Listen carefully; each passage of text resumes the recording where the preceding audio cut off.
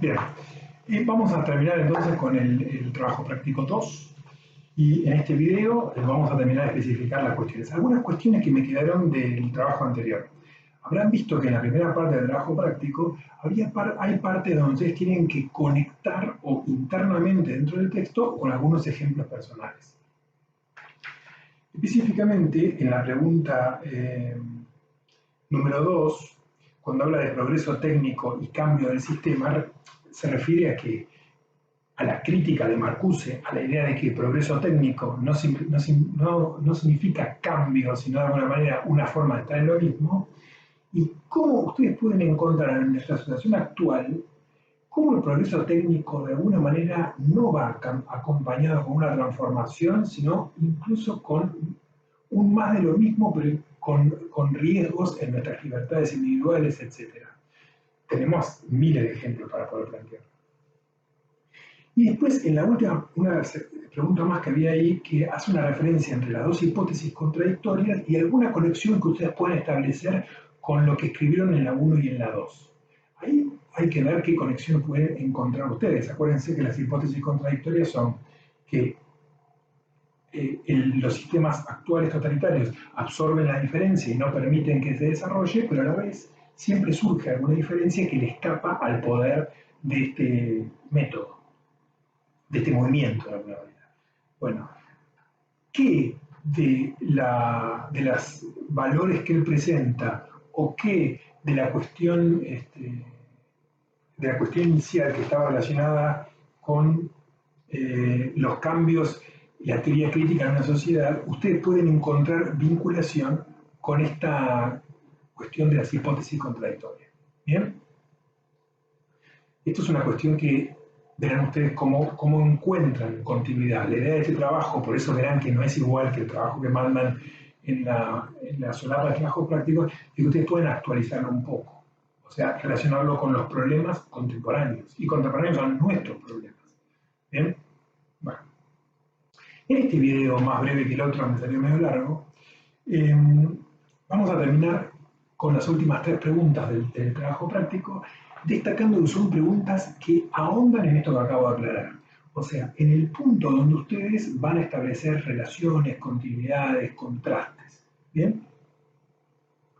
Las 3 preguntas finales remiten a una estrategia que presenta Marcuse en el capítulo 1 sobre las formas de nivelación de diferenciación de clase o de generación de conductas y pensamientos unidimensionales en el texto, en el cual yo les propongo que ustedes encuentren formas de ejemplificarlo actualmente. ¿Bien? Además van a encontrar una pregunta que tiene que ver con algo que les dije en el video anterior, que es la diferencia entre la perspectiva de cambio de Marcuse y la de Hannah Arendt, que yo ya se los expliqué. Y de alguna manera, a mí me importa mucho que ustedes coloquen su propia posición personal frente al debate de esas perspectivas. ¿Qué entienden ustedes como posibilidad de salida? O sea, esta segunda parte del trabajo es bastante más práctica que la primera. Más práctica en el sentido que los involucra más. Bien, la distinción de clases nivelada que plantea Marcuse tiene que ver con esto del consumo y las necesidades. De alguna manera, jefes y empleados, patrones y trabajadores van a los mismos lugares, consumen un conjunto de cuestiones similares, están en una especie de igualdad de condiciones frente al consumo. Con eso, Marcuse subraya la ideologización que hay en esta estrategia de las necesidades falsas, porque de alguna manera hace creer que estaríamos en igual de condiciones de, digamos, de los jefes o de los poderosos, y uno perdería la distancia crítica o de posibilidad de confrontación. Miren que las técnicas empresariales actuales hay como estrategias de buena onda, de generar bienestar entre los empleados, de establecer espacios o prácticas dentro de la empresa que sean de desestresamiento, de acompañamiento psicoemocional, y en todo eso le quita el aguijón a la diferencia que permitiría una distancia crítica con esas relaciones. Porque de alguna manera, si yo tengo que salir después a reclamar por injusticias de pago o situaciones de injusticia en las relaciones de trabajo, este bienestar producido me establecería un marco donde yo estaría en offside si cometo un acto así. Sería como un desagradecido. ¿Bien? Bueno, esta estrategia de nivelación de clases que él la ve en el consumo, él la ve como una estrategia para poder hacer creer que las diferencias de clase no existen, cuando existen más que nunca. ¿Bien? Y otro punto más que tiene esta segunda parte del texto tiene que ver con la formación del pensamiento y la conducta unidimensional.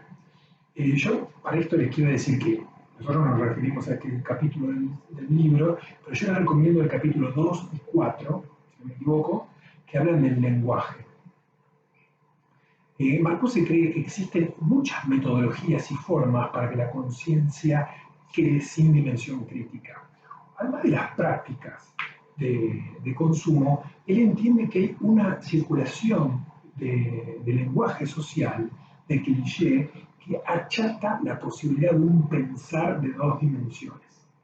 Vamos perdiendo, de alguna manera, un marco crítico cuando todos utilizamos un mismo lenguaje y se cuestiona toda posibilidad lingüística que haga ruido o haga resonar lo que se instala como correcto o como bien pensante o como políticamente correcto. Él cree, van a ver, les propongo que en el texto busquen, porque en esa última parte del texto él nombra diferentes cuestiones que ve como estrategias de uniformización del pensar y de la conducta, pero él cree que con un pensamiento de una sola dimensión, uno inmediatamente va a tener una conducta unidimensional y una forma de relacionarse unidimensional. Acá tenemos una tradición teórica que es la tradición de Saussure. Para Saussure, todo pensamiento tiene que estar articulado lingüísticamente. ¿Qué quiere decir? Yo puedo tener sensaciones, espasmos emocionales, afectividades, pero cuando yo las traslado a pensar en eso, las articulo en un lenguaje. De esa manera, si mi lenguaje es restringido, la articulación que yo voy a hacer de esa emocionalidad, etcétera, etcétera, va a restringirse. Por eso, una niña, un niño infante de jardín o más chicos, tienen categorías cortas para poder designar a los otros o lo que sienten a los otros. Malo, bueno, amiga, amigo. ¿Bien?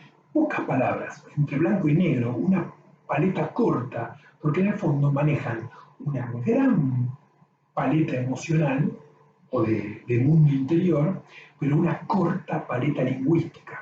Entonces, de alguna manera, cuando la tienen que articular, la articulan de una manera limitada. Nuestra experiencia cotidiana, y acá viene una crítica personal, disculpen si les ofendo o les ofendo, pasa lo mismo cuando nosotros y nosotras y nosotros tenemos determinados sentimientos y escuchamos canciones para poder articular esos sentimientos, y de alguna manera esas canciones, como un tema de Luis Miguel o de Maluma, utilizan un lenguaje muy reducido en la paleta de la emocionalidad, con términos muy restringidos, y toda mi pluralidad de sentimientos se articulan en esos lenguajes para poder pensarse, y de alguna manera tiene que eliminar colores intermedios, contradicciones, nudos que no se resuelven tan fáciles con sentimientos claros. ¿Bien? Entonces, esa forma de ir anulando la diversidad es una forma de uniformalizar el sentir, uniformalizar el pensar, uniformalizar la conducta. Piensen esto.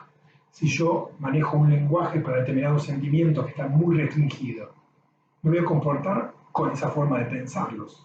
Y voy a sufrir con esa forma de pensarlos. Y voy a alegrarme con esa forma de pensarlos y de articularlos.